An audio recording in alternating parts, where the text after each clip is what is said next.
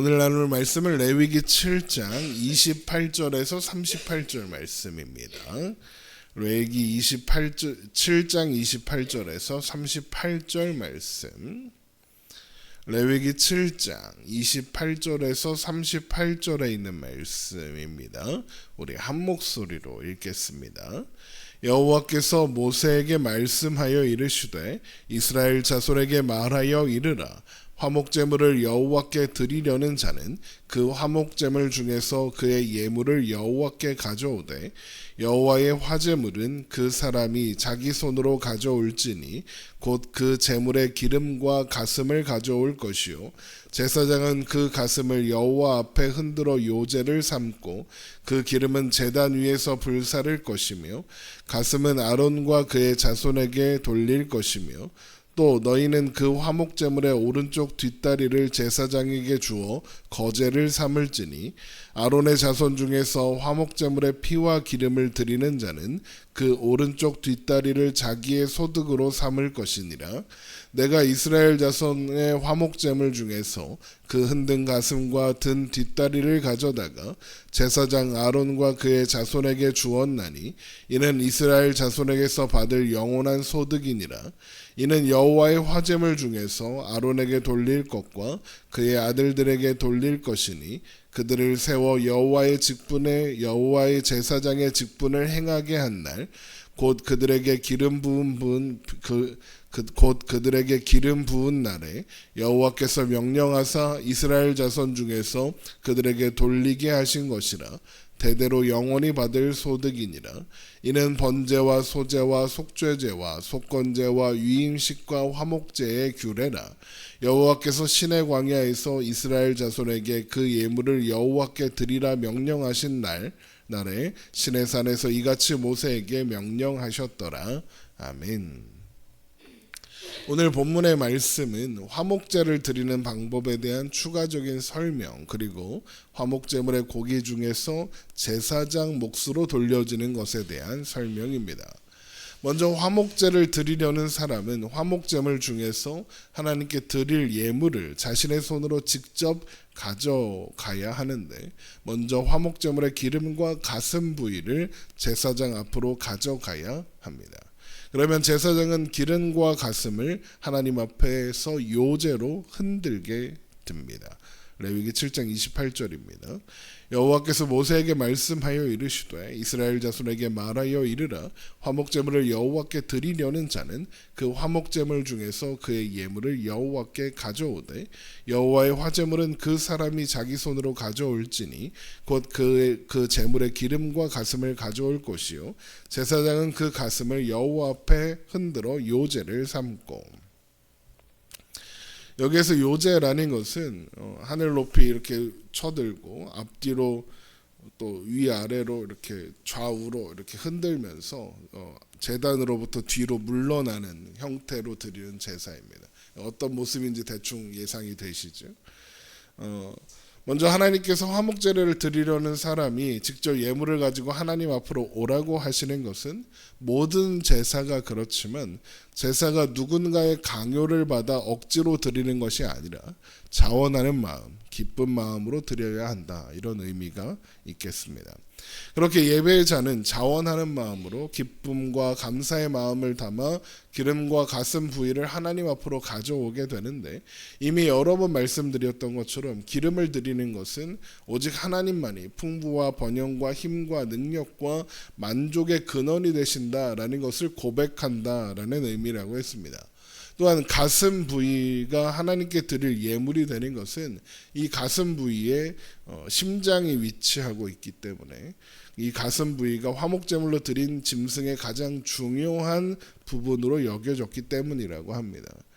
이미 여러 번 말씀드린 것처럼 피는 생명을 상징하고 그래서 피는 생명의 주인이신 하나님께만 돌려줘야 합니다. 그런데 그 피가 모이는 곳이 바로 가슴, 심장이죠. 그래서 가슴은 제물의 가장 소중한 부위로 여겨지게 되어 하나님께 드려지게 되는 겁니다. 그렇게 예배자가 화목제물의 기름과 가슴을 가지고 나아오면 제사장은 먼저 기름과 가슴을 높이 들어 올린 뒤 흔들어 하나님 앞에 요제로 삼는 겁니다. 요제는 앞에서 말씀드린 것처럼 이렇게 앞뒤 좌우 이렇게 흔들면서 제단 뒤로 물러나는 방식의 제사라고 했습니다. 그렇게 제사장은 기름과 가슴을 요제로 삼은 후에 기름은 제단 위에 올려 태우고 가슴 부위는 아론과 그의 자손들 곧 제사장들의 몫으로 돌리게 됩니다. 레위기 7장 31절입니다.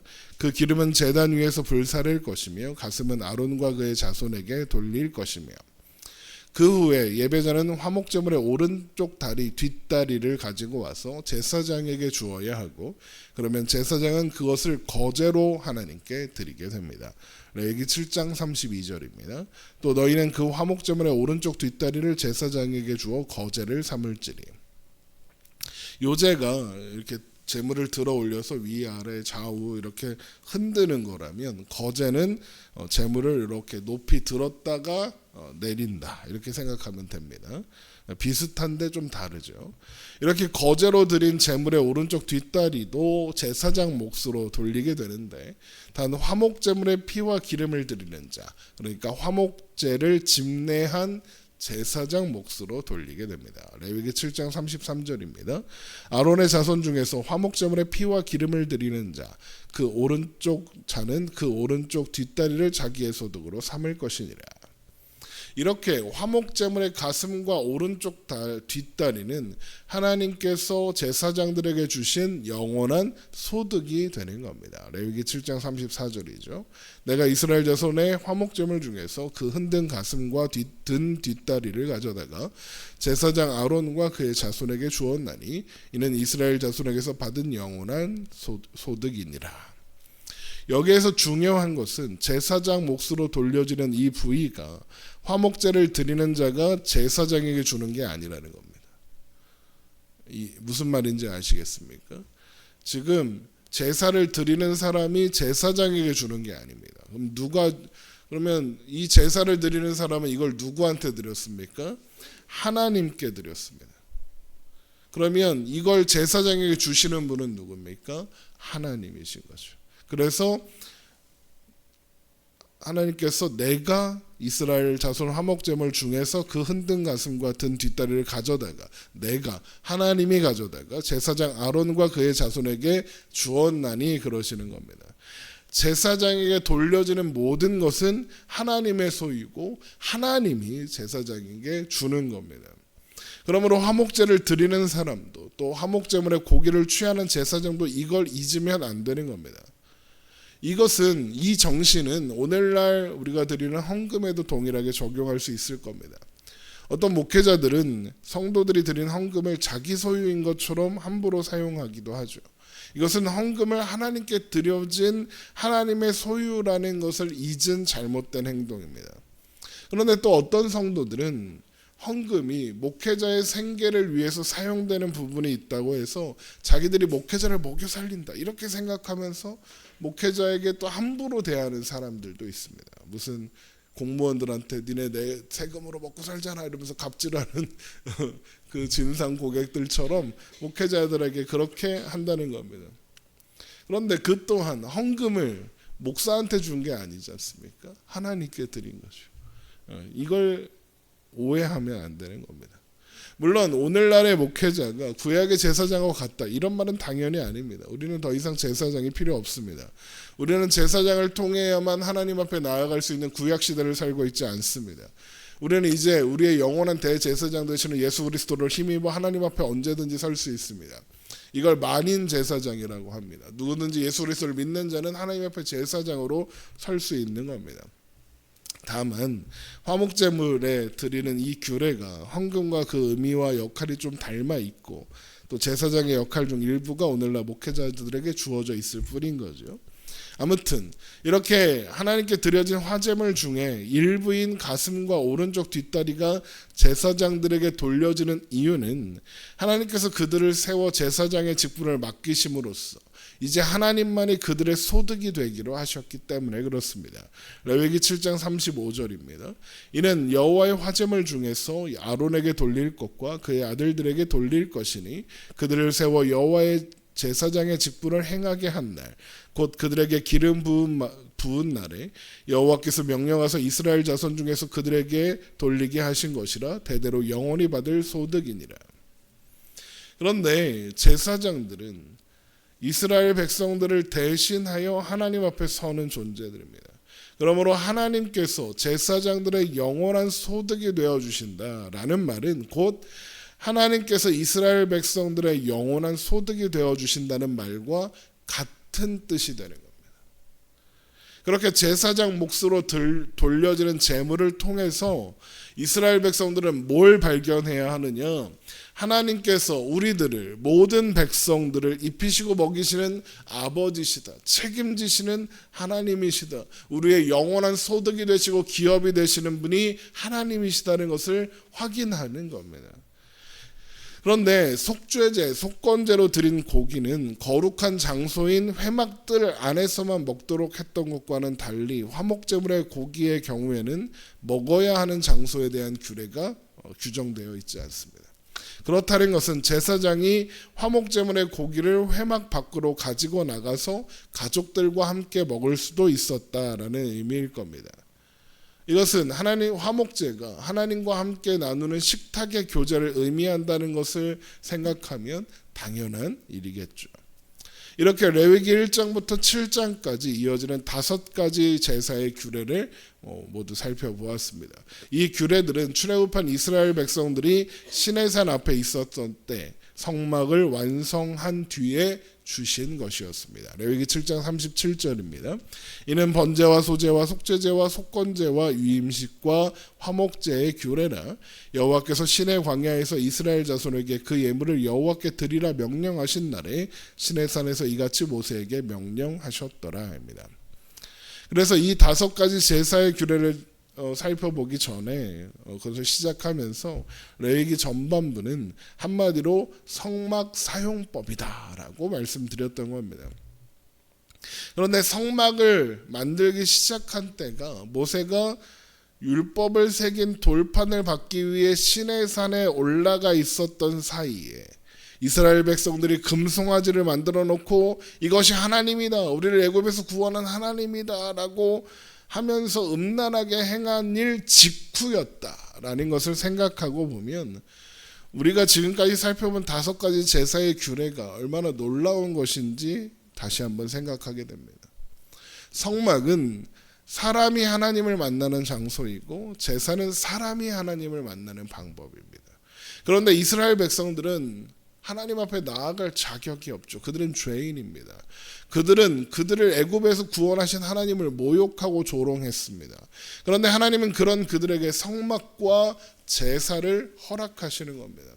그래서 그런 그들이, 자격 없는 죄인인 그들이 하나님 앞에, 하나님의 임재 앞에 나올 수 있는 길을 하나님이 직접 제시하신 겁니다. 그렇게 죄인인 인간이 하나님의 임재 안에 거할 수 있는 길이 열린 것이죠.